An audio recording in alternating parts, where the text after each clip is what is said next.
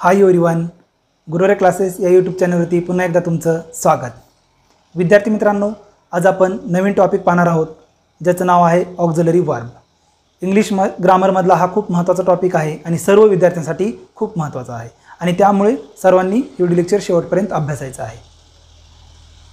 जे कोणी आपल्या यूट्यूब चॅनलवरती नवीन व्ह्यूअर असतील त्यांना विनंती करतो की त्यांनी आपलं यूट्यूब चॅनल सबस्क्राईब करा आणि बेल आयकॉन प्रेस करा, जेणेकरून त्यांना नवीन व्हिडिओ अपलोड केल्यानंतर त्याचं नोटिफिकेशन मिळेल आणि अभ्यास करायला सोपं जाईल. विद्यार्थी मित्रांनो, आजच्या व्हिडिओ लेक्चरला सुरुवात करण्यापूर्वी जो 10वीचा रिझल्ट लागलेला आहे तो तुम्ही तुमच्या स्क्रीनवरती पहा.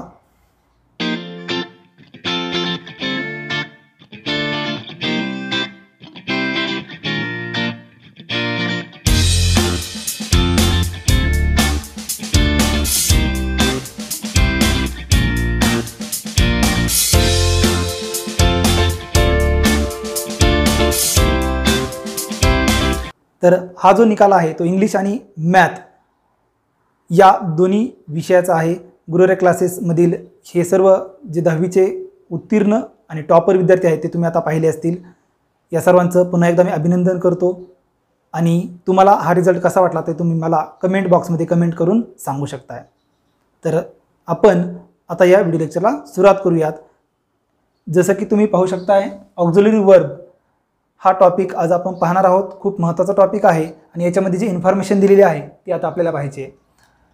ऑक्झिलरी वर्बचा उपयोग कशासाठी होतो विद्यार्थी मित्रांनो? बघा, an auxiliary verb tells more about the time of an action असं म्हटलेलं आहे. जी कृती आहे ती कृती कधी घडलेली आहे, कोणत्या वेळी घडलेली आहे ते सांगण्याचं काम ऑक्झिलरी वर्बचं असतं आणि म्हणून ऑक्झिलरी वर्ब हे वाक्यामध्ये खूप महत्त्वाची भूमिका निभावतात आणि ह्यामुळं ऑक्झिलरी वर्ब शिकणंसुद्धा तेवढंच गरजेचं आहे. सो फ्रेंड्स, तुम्हाला ऑक्झिलरी वर्ब कशासाठी यूज करतात हे तर कळलं असेल. आता आपल्याला ऑक्झिलरी वर्ब किती प्रकारचे आहेत हे पाहायचं आहे. तर मी तुम्हाला सांगतो, जे ऑक्झिलरी वर्ब आहेत ते 2 प्रकारचे आहेत. There are 2 types of auxiliary verb. कोणकोणते आहेत ते आपण पाहूयात.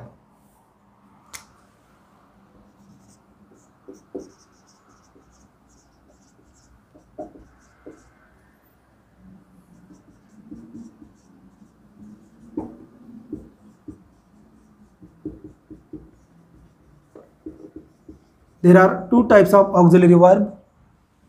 First one is primary auxiliary verb.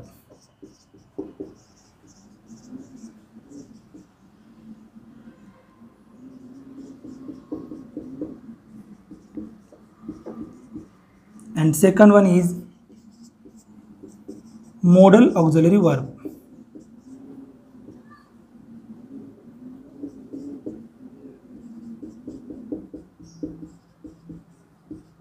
तर हे 2 प्रकार आहेत, प्रायमरी ऑक्झिलरी वर्ब आणि मॉडल ऑक्झिलरी वर्ब. तर प्रायमरी ऑक्झिलरी वर्बमध्ये कोणते सहाय्यकारी क्रियापद येतात, कोणत्या वेळी येतात हे आता आपल्याला पाहायचे. त्यानंतर मॉडल ऑक्झिलरी वर्ब कोणते असतात हे सुद्धा पाहायचं आहे. खूप महत्त्वाचे आहेत.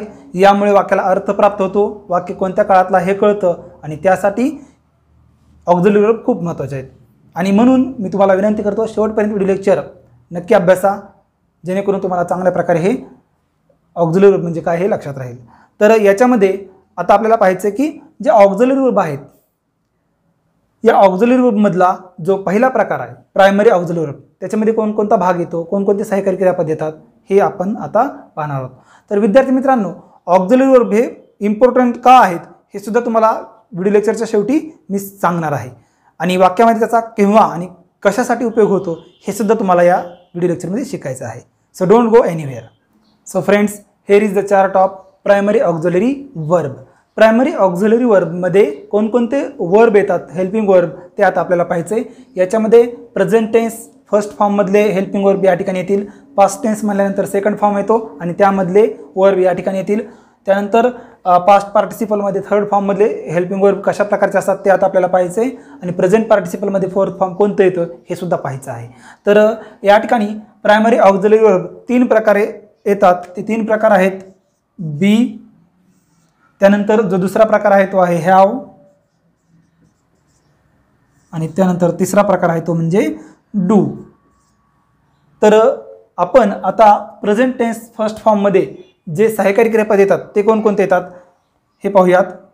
तर या ठिकाणी एम, इज, आर आणि बी अशा प्रकारचे helping verb present tense first फॉर्ममध्ये येतात, हे सर्व विद्यार्थ्यांनी लक्षात ठेवायचे. प्रायमरी ऑक्झिलरी वर्बचा तो एक प्रमुख भाग आहे.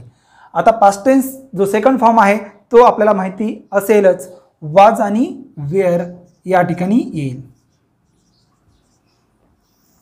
तर आता तुम्हाला लक्षात आलं असेल की जे प्रायमरी ऑक्झिलरी वर्ब आहेत ते कोणकोणते आहेत.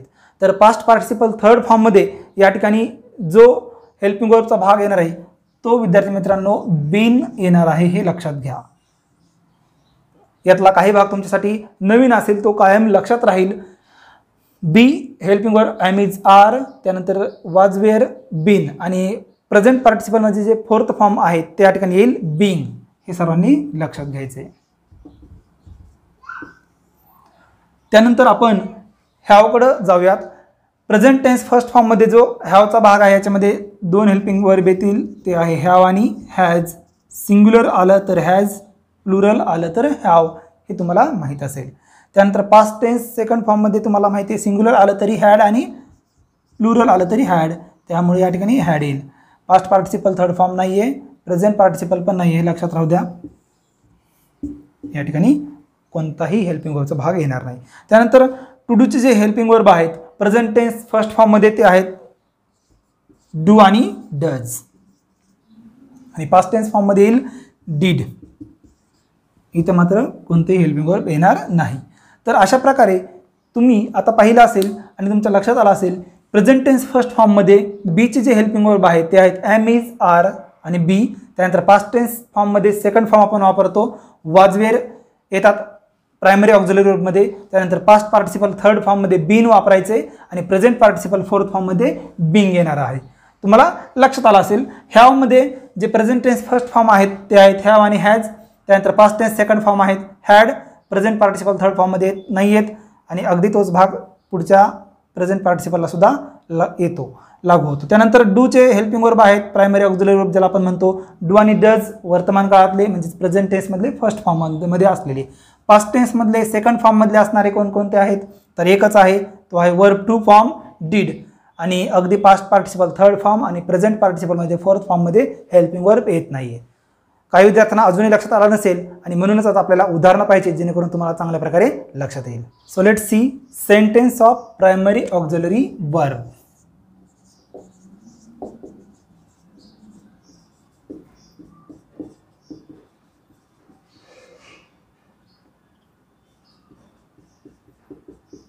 खूप सोपा आहे, तुम्हाला वाक्य पाहिल्यानंतर लगेच लक्षात राहणार आहे, परंतु त्याला प्रायमरी ऑक्झिलरी वर्ब म्हणतात हे सुद्धा कळणं खूप महत्त्वाचं आहे. आणि प्रायमरी ऑक्झिलरी वर्बमधले जे काही वाक्य आहेत ते आपल्याला पाहायचे आहे. जसं की उदाहरणामधलं जे पहिलं उदाहरण तुम्हाला मी सांगणार आहे ते आहे I am teaching English grammar.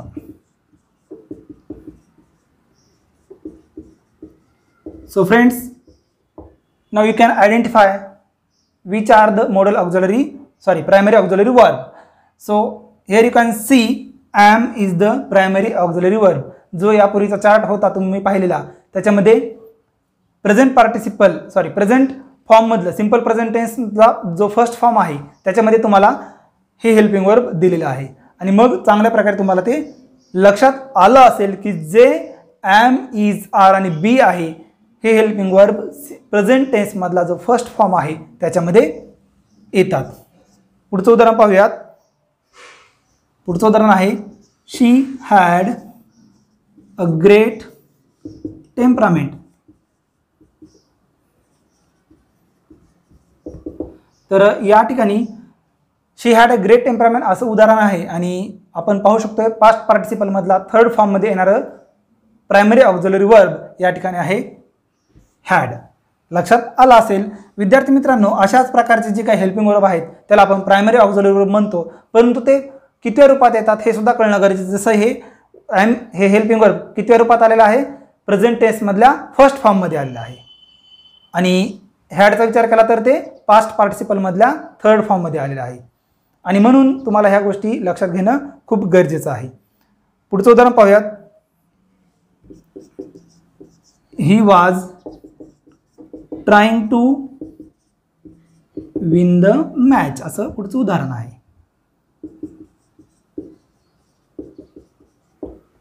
So friends, या ठिकाणी तुम्ही बघू शकताय हेल्पिंग वर्ब ज्याला आपण म्हणतो ते आहे वाज, आणि यालाच प्रायमरी ऑक्झिलरी वर्ब असं म्हटलं जातं. परंतु या ठिकाणी लक्षात घ्यायचे, पास्ट टेन्स फॉर्ममधला जो सेकंड फॉर्म आहे त्याच्यामध्ये हेल्पिंग वर्ब वाज येतं आणि यालाच आपण प्रायमरी ऑक्झिलरी वर्ब म्हणतो. हे तुम्ही लक्षात घेणं गरजेचं आहे. त्यानंतरचं जे उदाहरण आहे ते पाहूयात. She did not attend meeting. Question mark आहे, कारण की क्वेश्चन मार्क येणार नाही या ठिकाणी. उदाहरण आहे शी डिड नॉट अटेंड मीटिंग, तिने मीटिंग अटेंड केलेली नाहीये. तर या ठिकाणी सिंपल पास्ट टेन्स मधलं हे उदाहरण आहे आणि आपण बघू शकतोय प्रायमरी ऑक्झिलरी वर्ब डू न येता डीड आलेला आहे, आणि डीड कधी येतं तर पास्ट टेन्स मधल्या सेकंड फॉर्म मध्ये येतं. आणि म्हणून विद्यार्थी मित्रांनो, हे सुद्धा कळणं गरजेचं आहे की डूचं दुसरं रूप डीड आहे आणि डीड आल्यानंतर तो प्रायमरी ऑक्झिलरी वर्बचा जो भाग आहे तो कोणता आहे, तो आहे पास्ट टेन्स फॉर्म मधला जो सेकंड फॉर्म ऑफ वर्ब आहे तो. तर या ठिकाणी प्रायमरी ऑक्झिलरी वर्ब जे आहे ते आहे डीड. ही सर्वांच्या लक्षात आलं असेल. खूप सोपं आहे. खूप सारे अशा प्रकारची उदाहरणं तुम्हाला लक्षात येण्यासाठी मी इथं देत आहे. बघा पुढचं उदाहरण आपण पाहूयात. We are going to market असं उदाहरण आहे. सो फ्रेंड्स, या ठिकाणी सुद्धा तुम्ही बघू शकताय आर प्रायमरी ऑक्झिलरी वर्ब आलेला आहे आणि आर प्रायमरी ऑक्झिलरी वर्ब असल्यामुळे तुम्हाला लक्षात घ्यायचं आहे की तो सिंपल प्रेझेंट टेन्स म्हणजेच प्रेझेंट टेन्स मधला फर्स्ट फॉर्म आहे. आणि हे जे सर्व आहे त्याच्यामध्ये एम असेल, त्यानंतर हॅड असेल, वाज असेल, डीड असेल, आर असेल, याला आपण प्रायमरी ऑक्झिलरी वर्ब म्हणतो. आता तुमच्या सर्वांच्या लक्षात आला असेल. यानंतरचा जो पुढचा प्रकार आहे तो आहे मॉडल ऑक्झिलरी वर्ब. तो आता आपण पाहूयात. तर विद्यार्थी मित्रांनो, ज्या पद्धतीने तुम्हाला प्रायमरी ऑक्झिलरी वर्ब समजले, अगदी त्याच पद्धतीने तुम्हाला मॉडल ऑक्झिलरी वर्ब सुद्धा समजावून मी सांगणार आहे. शेवटपर्यंत व्हिडिओ लेक्चर पाहायचं आहे जेणेकरून तुमच्या कायम लक्षात राहील. मॉडल ऑक्झिलरी वर्ब सुद्धा तेवढेच महत्त्वाचे आहेत. पुन्हा एकदा ऐका, जेवढे प्रायमरी ऑक्झिलरी वर्ब महत्त्वाचे आहेत तेवढेच मॉडल ऑक्झिलरी वर्ब महत्त्वाचे आहेत. परमिशन असेल, रिक्वेस्ट असेल, त्यानंतर आपण वेगवेगळ्या ठिकाणी ज्यावेळी वाक्प्रचार किंवा बोलतो त्यावेळी येणारे जे काही पॉसिबिलिटीज असतात, शक्यता असतात किंवा रिक्वेस्ट असते, या सर्व गोष्टींचा अंतर्भूत असणारा भाग तो म्हणजे मॉडल ऑक्झिलरी वर्ब. आणि म्हणून विद्यार्थी मित्रांनो, मॉडल ऑक्झिलरी वर्ब सुद्धा खूप महत्त्वाचे आहेत हे लक्षात घ्या. म्हणून आपण पुढचा जो प्रकार आहे मॉडल ऑक्झिलरी वर्ब ते आता पाहत आहोत. बी मॉडल ऑक्झिलरी वर्ब.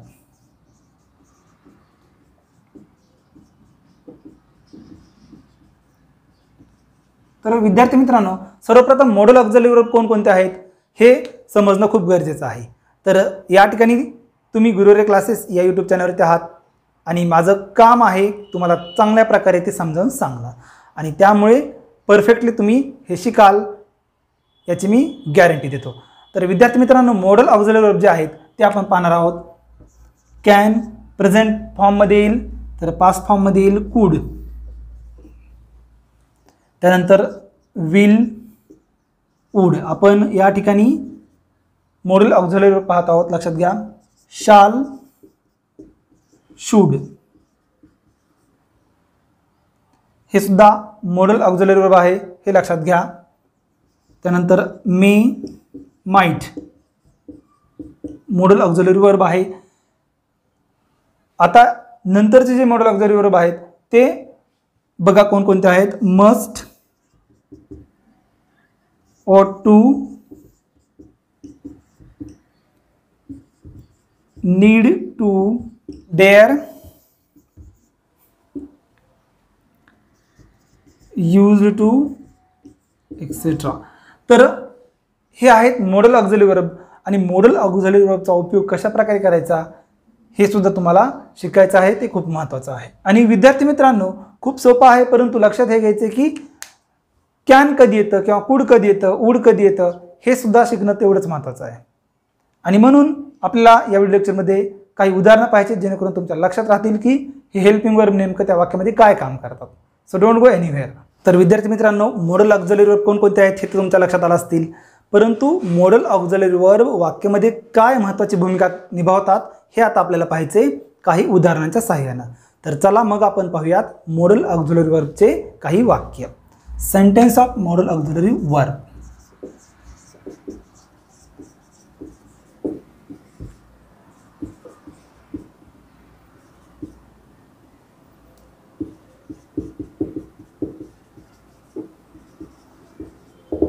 तर आपण काही उदाहरणं पाहणार आहोत जेणेकरून तुम्हाला चांगल्या प्रकारे लक्षात येईल.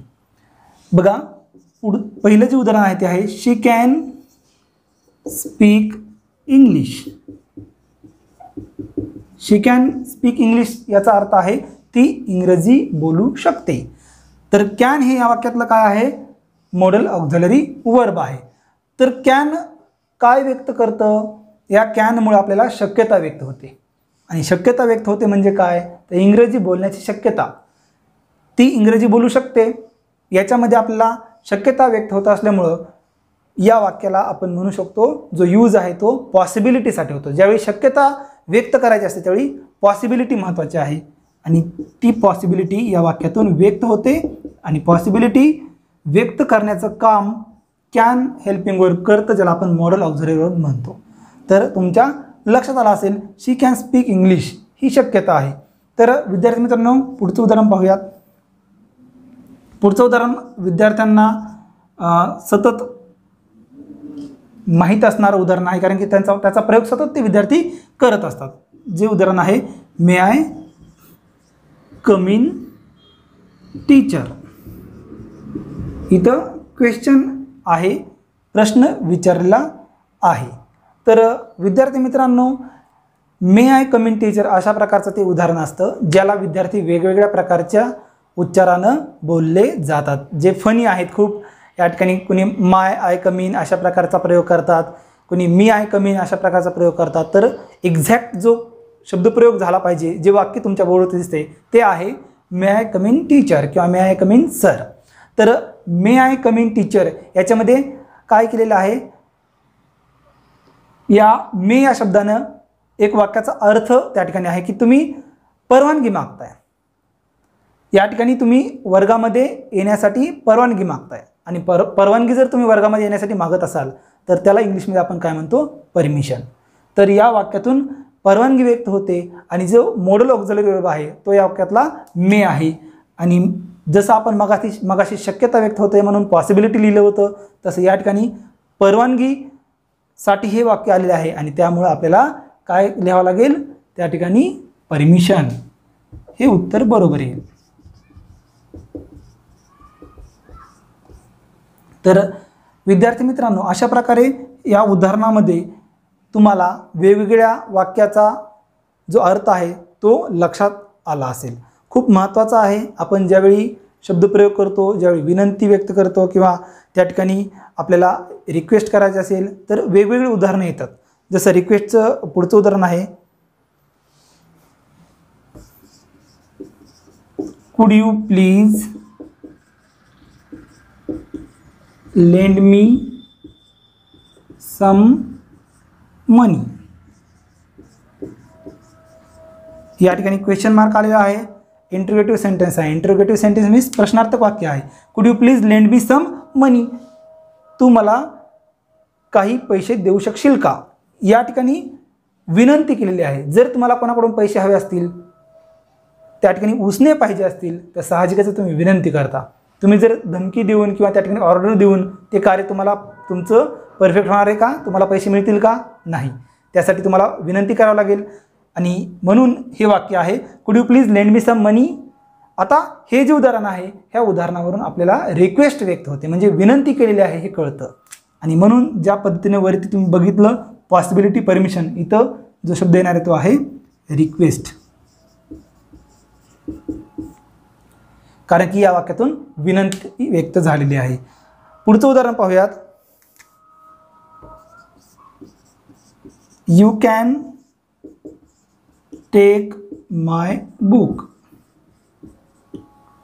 या ठिकाणी आपण बघू शकतोय तिसऱ्या उदाहरणामध्ये जो मॉडल ऑक्झिलरी वर्बचा भाग होता तो होता कुड आणि चौथ्या उदाहरणामध्ये जो मॉडल ऑक्झिलरी वर्ब आहे तो आहे कॅन. तर कॅनने जो अर्थ आहे तो कोणता व्यक्त होतो? फर्स्ट सेंटेन्समध्ये तुम्ही पाहिलेला आहे she can speak English. You can take my book, तू माझं पुस्तक घेऊ शकतोस किंवा तू माझं पुस्तक घेऊ शकतेस, याच्यामधून शक्यता व्यक्त होते आणि ज्यावेळी शक्यता व्यक्त होते त्यावेळी पॉसिबिलिटी व्यक्त होत असते, हे लक्षात घ्या. तर तुम्हाला सर आम्हाला हे समजलेलं नाही आहे, तर विद्यार्थी मित्रांनो यासाठी तुम्हाला खास पुढचं व्हिडिओ लेक्चर अटेंड करावं लागेल, ज्याच्यामध्ये तुम्हाला पॉसिबिलिटी कशासाठी व्यक्त होते, परमिशन कशासाठी व्यक्त होते, किंवा त्या ठिकाणी परत रिक्वेस्ट आली असेल त्यासाठी कोणते हेल्पिंग वर्ब येतात किंवा त्यासाठी कोणते मॉडल ऑक्झिलरी वर्ब येतात हे पाहायचं आहे. आज तुम्हाला याच्यामध्ये कळलं असेल की कॅन असेल, मे, कुड, कॅन हे काही जे सगळे ऑक्झिलरी वर्ब आहेत त्याला तुम्ही मॉडल ऑक्झिलरी वर्ब म्हणता. आणि आजच्या व्हिडिओ लेक्चरचं जे नाव आहे किंवा जे टायटल आहे ते हेच होतं की ऑक्झिलरी वर्ब. ऑक्झिलरी वर्बचे जे 2 प्रकार आहेत, ज्याच्यामध्ये प्रायमरी ऑक्झिलरी वर्ब तुम्हाला कळले असतील आणि आताचा जो भाग आहे तो आहे मॉडल ऑक्झिलरी वर्ब. तर एवढंच कळणं खूप महत्त्वाचं आहे. आणि यानंतरच्या व्हिडिओ लेक्चरमध्ये आपण याचा यूज कसा करायचा, कोणत्या वाक्यामध्ये कशा प्रकारे यूज होतो हे पाहणार आहोत. तर या व्हिडिओ लेक्चरमध्ये तुम्ही काय शिकलात, प्रायमरी ऑक्झिलरी वर्ब कोणकोणते आहेत हे तुमच्या लक्षात आलं असेल, त्यानंतर मॉडल ऑक्झिलरी वर्ब कोणकोणते आहेत हे तुमच्या लक्षात आलं असेल, आणि यानंतर मॉडल ऑक्झिलरी वर्बचा यूज कसा, कधी आणि कोणत्या वाक्यात करायचा हे आपण पुढच्या व्हिडिओ लेक्चरमध्ये शिकणार आहोत. तर विद्यार्थी मित्रांनो, मला अशी अपेक्षा आहे की तुम्ही चांगल्या प्रकारे आजचं व्हिडिओ लेक्चर अटेंड केला असेल आणि चांगल्या प्रकारे तुम्हाला समजलं असेल. We will meet in the next video lecture. Till then keep watching. Thank you friends.